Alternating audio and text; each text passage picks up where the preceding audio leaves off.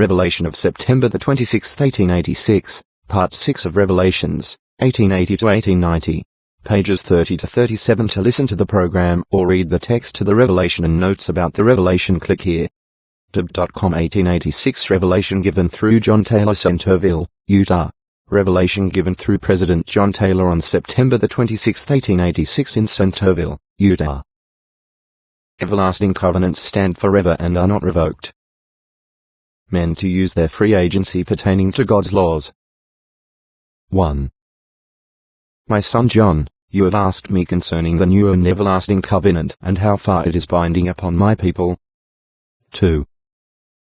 Thus saith the Lord, all commandments that I give must be obeyed by those calling themselves by my name, unless they are revoked by me or by my authority, and how can I revoke an everlasting covenant? 3. For I the Lord am everlasting, and my everlasting covenants cannot be abrogated, nor done away with, but they stand forever. 4. Have I not given my word in great plainness on this subject? 5. Yet have not great numbers of my people been negligent in the observance of my laws and the keeping of my commandments, and yet have I borne with them these many years. And this because of their weakness, because of the perilous times, and furthermore, it is more pleasing to me that men should use their free agency in regards to these matters. 6. Nevertheless, I the Lord do not change in my word in my covenants and my law do not. 7. And as I have heretofore said by my servant Joseph, all those who would enter into my glory must and shall obey my law. 8. And have I not commanded men that if they were Abraham's seed and would enter into my glory, they must do the works of Abraham? 9. I have not revoked this law, nor will I, for it is everlasting, and those who will enter into my glory must obey the conditions thereof. Even so, Amen. Notes, Note 1. Tuesday, March the 29th, 1892. John W. Taylor spoke in relation to the manifesto. I do not know that thing was right, though I voted to sustain it, and will assist to maintain it. But among my father's papers I found a revelation given him of the Lord, and which is now in my possession, in which the Lord told him that the principle of plural marriage would never be overcome. Perez. Taylor desired to have it suspended, but the Lord would not permit it to be done. At the close of John W.'s remarks, our meeting adjourned till tomorrow at 10 o'clock. I closed with prayer. Abraham H.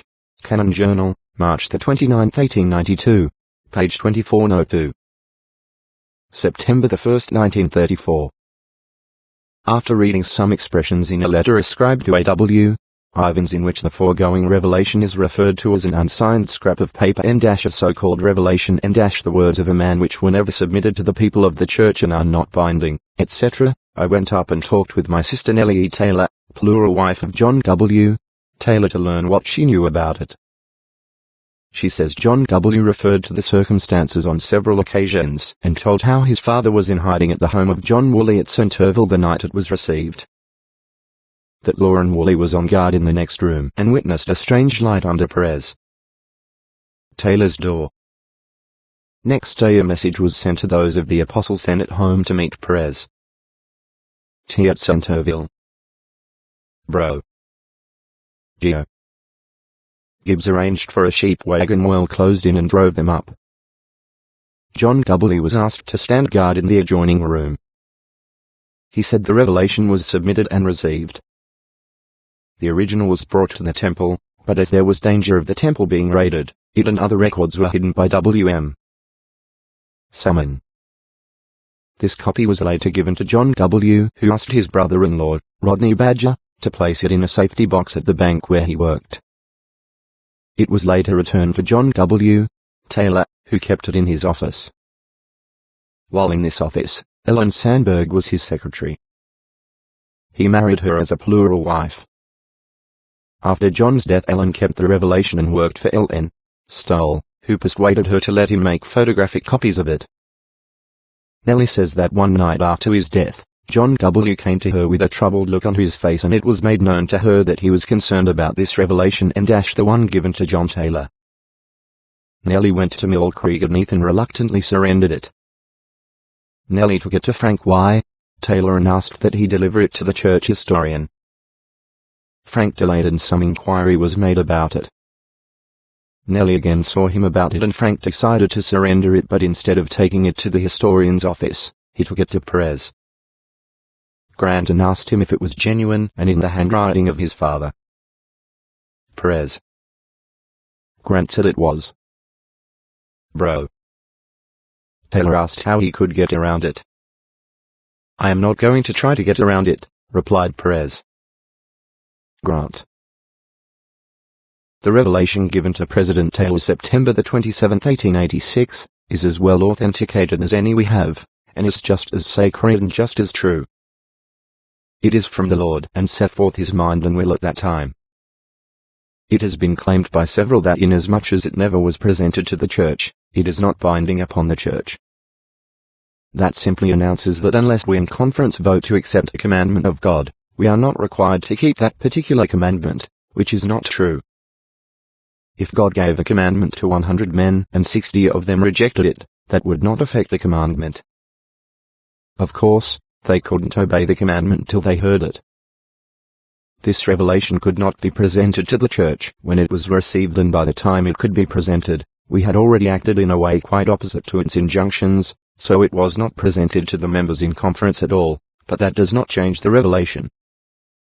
Anyone in the church who refers to any one of these revelations received by President Taylor or Apostle or President Woodruff as purported, so-called, pretended, or as scraps of paper not binding, because they were never accepted by the church, or as being received when an apostle, is sowing confusion for himself and the church to reap. Excerpts from the Journal of Douglas M. Todd, Sr. 1. 10-13, Note 3. The following excerpts were taken from the trial of John W. Taylor, held in the Salt Lake Temple, February the 22nd and March the 1st, 1911. Apostle John W. Taylor, my father received a revelation which however was never presented to the church, and I refer to this not because it was a revelation to my father. I don't think a revelation, because it came through him, was any greater than one receiver through any other president of the church, but because it seems to pertain to this question. The revelation was read by Brother Penrose. Apostle John W. Taylor, there are two things I am drawing your attention to. I am not in politics, and very little in the church, but I do this as a matter of privilege. This revelation is either true or it is false. Assuming that it is true, it seems to me that it would be better to offer leniency on the side of the Lord, if you are going to offer any leniency, than on the side of politics. Brother Lyman, what do you think of the revelation to my father? President Francis M. Lyman, if you ask me if I believe in the plurality of wives, I would say that I believe it is true and will always be so, but the Lord must suspend the practice of it, and how much of the responsibility remains with the people and with the government, I don't know. I am living with my wives now all the time, but I don't hold the church responsible for it but shoulder the responsibility myself. I have no fault to find with the revelation. Apostle Charles W. Penrose, do you understand the free agency referred to in the revelation gives anyone the privilege of taking a plural wife? Apostle John W. Taylor, I take it that it refers to the individual and relieved the church of the responsibility and placed the responsibility upon the individual. President Francis M. Lyman, when did you find this revelation? Apostle John W. Taylor, I found it on his desk immediately after his death, when I was appointed administrator of his estate. President Francis M. Lyman, do you think anyone can solemnize plural marriages with authority now? Apostle John W. Taylor, I feel under certain circumstances they could, but it would depend on the circumstances. President Francis M. Lyman, what conditions? Apostle John W. Taylor, I fully explained that last time. Apostle Charles W. Penrose, what are your views with regard to that revelation? Apostle John W. Taylor, I am not the one to pass upon that revelation. I think you are the ones to do that. Apostle Charles W. Penrose, what I desire to get at is as to how you view the matter, whether you have been guided by that in your case. You brought the revelation to us and it has never been accepted by the church or presented to it. Apostle John W. Taylor, I think the only thing to do is to go to the presiding priesthood of the Lord and get his idea on it and get him to inquire of the Lord what his mind is regarding it. Apostle Charles W. Penrose, I don't think Brother Taylor should come here and tell us what we need to do. But what I wanted to know is what he thought the president meant by the revelation, whether the man was placed upon his own responsibility by that revelation and the president and church relieved of all responsibility or not. Apostle Anthony W. Ivins, do you know how extensively this revelation has been circulated in times past and has guided people in their actions in this regard? Apostle John W. Taylor, Brother Joseph Robinson came to me and asked for a copy of it upon the suggestion of Brother Cowley, and he got it from Brother Badger. Brother Joseph F. Smith, Jr. also got a copy, but I don't know how many have got copies from these. Apostle Anthony W. Ivins, you don't know what inference was placed upon it in early times? Apostle John W. Taylor, no, I don't know. Apostle Anthony W. Ivins, I ask this question because I have heard some of the brethren interpret this revelation in this way, and I would like to find out to what extent they had the endorsement of the church in view of this revelation, and what was the reason these brethren went to Canada and Mexico. Do you know what they based their belief upon? As they seemed to be sincere. Whether it was from this revelation, or from the president of the church, or from what grounds were taken that they could come in contact with the law of the land and still win out. I would like to know from Brother Taylor what he knows about this, and if they were justified in it. Apostle John W. Taylor, President Smith has come out on numerous occasions with the statement that there have been no marriages of a polygamous nature solemnized with the approval of the church, since 1890. He stands at the head of this dispensation at this moment, and has adopted that policy, and as far as I am concerned I don't want to come in conflict with President Smith on this proposition. I don't know what others have taken from this revelation. If the revelation is true, it would certainly impress me that the church was relieved of responsibility in this matter and the responsibility placed upon the individual. Apostle Orson F. Whitney, was it not the policy during your father's administration to leave everything to the mind of the individual? I know this was the case with me when I went to inquire if I should take the test oath. I was told to exercise my own judgment. Also, there is no authority as far as I can see in that revelation, no authority given to man to exercise such authority in marrying anyone, but the question of whether they should go into the relationship was left with the individual, as in President Young's time men were commanded to go into it. Apostle Charles W. Penrose, I feel that we should not express our own views on this revelation, but should have Brother Taylor's views if he will give them. If not, we can get through with that question. President Francis M. Liman, the date of this revelation is September 1886, 4 years before the manifesto of President Woodruff, and I remember at that time that President Taylor and all his brethren were very strongly entrenched in the principle of plural marriage. From 1880 to 1890 men were almost commanded to enter it, especially the officials of the church. We were all pretty well engaged in this question.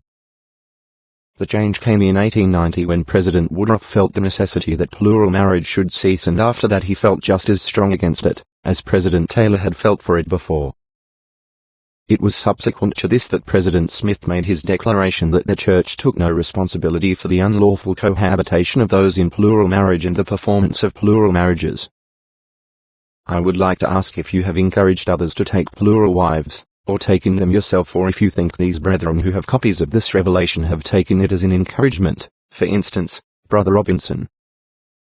Apostle John W. Taylor, I will answer that by asking if anyone you have had here before you has ever said that I encouraged him.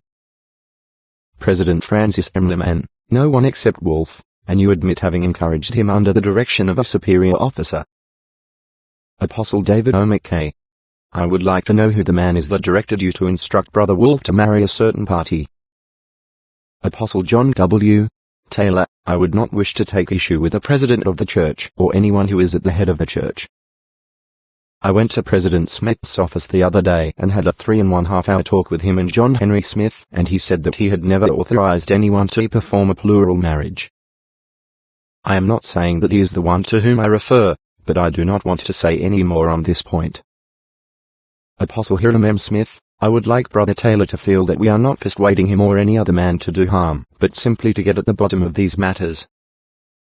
I feel that you are responsible for the circulation of that revelation. Apostle John W. Taylor, I am willing to put in a supplemental answer to the effect that I have never married anyone without the endorsement and authority of the President of the Church and, if you desire, I will give the names of those I have married, but I think it would be unwise. Apostle Charles W. Penrose, under this purported revelation from your father, do you think this authority is given to anyone to perform a plural marriage on their own free agency? John W. Taylor, if a man had been authorized in any way by authority to perform a marriage, under that revelation he would be. Minutes from special meetings, of Quorum of 12, Salt Lake Temple. February the 22nd and March the 1st, 1911. 38. Revelation of September the 26th, 1886.